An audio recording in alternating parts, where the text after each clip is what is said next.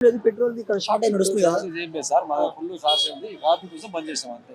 Okay మరి జనాలు ఇక్కడే కాకుండా అన్ని బంకులు అట్లా ఉన్నది స్టాక్ వస్తుంది. మరి ఇప్పుడు షార్టేజ్ నడుస్తుంది అందుకే చెప్తున్నా కదా షార్టేజ్ ఏం లేదు ట్యాంకర్ వస్తుంది మళ్ళీ. ఓకే మరి ఇప్పుడు ఎక్కడ చూసినా పెట్రోల్ బంక్ లో జనాలు ఎక్కువ మంది ఉన్నారు. ఇట్లా కొనుక్కోండి ట్రాఫిక్ జామ్ చేస్తారు అంతే.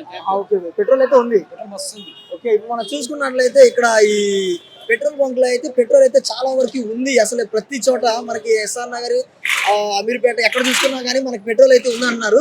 కాకపోతే ఇక్కడ జనాలు ఎక్కువ మంది రావడం వల్ల రష్ ఎక్కువ ఉండడం వల్ల ఇలాంటి బార్గెట్స్ పెట్టారు.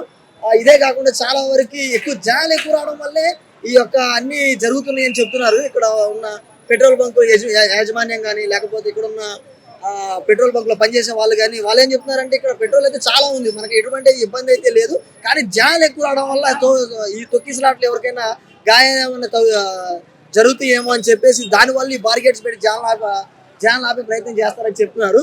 సో ఇక్కడ పెట్రోల్ అయితే ఉందని చెప్తున్నారు. మీకు ఎవరికైనా కావాలి అనుకుంటే దగ్గర ఉన్న పెట్రోల్ బంక్ లోకి వెళ్ళండి.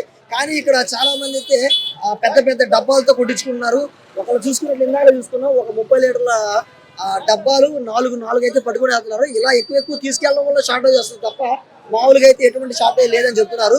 సో మనం ఇక్కడ ఉన్న ప్రజలను తీసుకునే ప్రయత్నం చేద్దాము. ఇంకా షార్టేజ్ వాళ్ళకి ఎలా ఎటువంటి ఇబ్బందులు అయితే ఉన్నాయి అనేది వాళ్ళని తెలుసుకునే ప్రయత్నం చేద్దాం.